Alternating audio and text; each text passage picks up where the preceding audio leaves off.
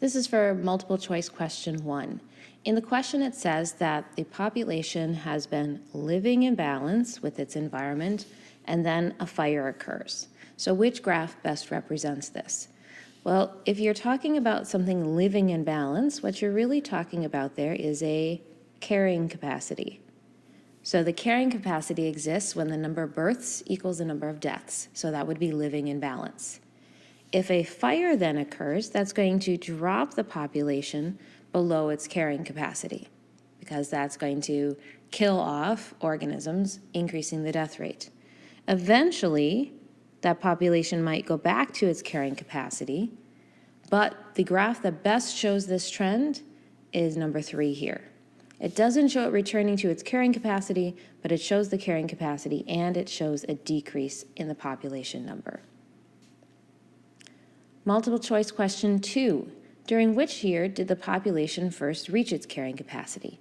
Now you need to remember carrying capacity doesn't always turn out a straight line like this, right? There's usually some up and down areas as shown here in graph A, but if you're trying to find just the average value where that graph is leveled off, the carrying capacity could be right around 250 organisms. So if we're looking for the year in which that happened, we would go to approximately here, which is between 3 and 4 years. I believe the answer on the assessment was year 3, which is sufficient, again, because this is an average.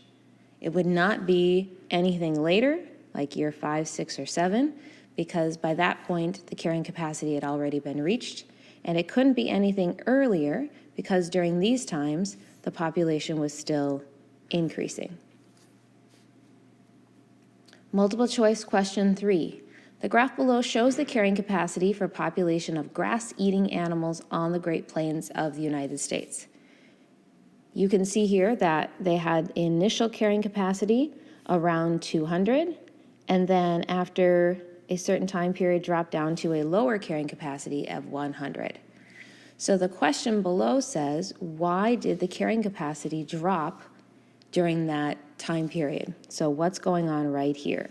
What could make the number of animals, these grass-eating animals, drop and stay low for a long period of time?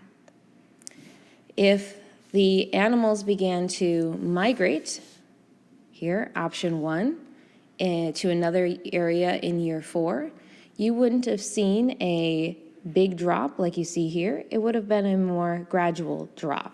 So the population may have looked like this with its carrying capacity and then slowly started to drop over time as those animals migrated.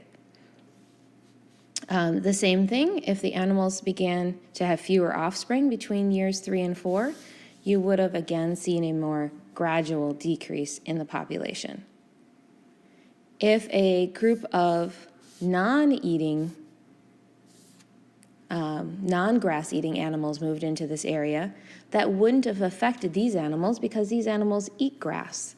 So there's no competition happening, so there would have been no effect on the population. Therefore, the correct answer is the area began to experience a drought. Okay? When you have a drought, your resources are declining and they stay down. So the grass that the animals were eating, their food resource, dropped, and it continued, this drought, as you can see, for many years. So as long as the animals did not have enough grass, they wouldn't be able to reproduce and survive as well. Multiple choice question 4. Use the graph to answer this question. Which of the following situations most likely produced this deer population on Walla Walla Island? So as you can see, the population grew very quickly in the beginning and then eventually leveled off into a carrying capacity. So in other words, why did we reach a carrying capacity? Why didn't the population keep growing and growing and growing? If the predators were removed, that would not have supported a carrying capacity. If the predators were removed, it's possible the deer could have just kept on growing with no predators to kill them. If the deer overgrazed or ate too much of the grasses immediately upon arrival, they would have never been able to grow like this in the beginning. This exponential growth would not have happened because there would have been no grass to eat. If the deer had a new disease after arrival on the island, the same thing would exist. We could not have exponential growth in the beginning because the new disease would have been killing the deer. So what the right answer is this one right here, letter C. After a period of time, the deer population adjusted to the available food. So they had lots and lots of food, lots of food, lots of food, and then they started to run out of food, so not as many deer were able to survive. So the population became balanced with the amount of food that was on the island. Question 5. Use the graphs below to answer this question. All of the plant populations in a riverbed have been wiped out by a flood. Which population graph best describes the plant population 1 month later? So the flood is not a part of this graph. Okay, the flood has come, it killed all of the plants. What would be happening a month later? The flood is done. There'd be lots of new dirt or new soil for plants to grow. And so we would have exponential growth, graph number 1. Remember, exponential growth happens when there are a lot of resources. So after a flood, there would be, again, lots of good soil, lots of open space. The plants could grow quickly without a lot of competition. So you're going to see exponential growth at this point. Question 6. This is the first of the questions that asks about the difference between density dependent and density independent. In question 6, we're adding new fish to a lake and it becomes crowded. So some species of fish don't survive. This is a classic example of when the population increases, it does affect the resources. So this is a density dependent example where the population does affect the factors that are controlling the population. Question 7. A severe flood brings a lot of silt and sediment into the lake. The cloudiness of the lake increases. So would an increase in the population of fish increase the flooding in the lake? No. So this is a density independent factor.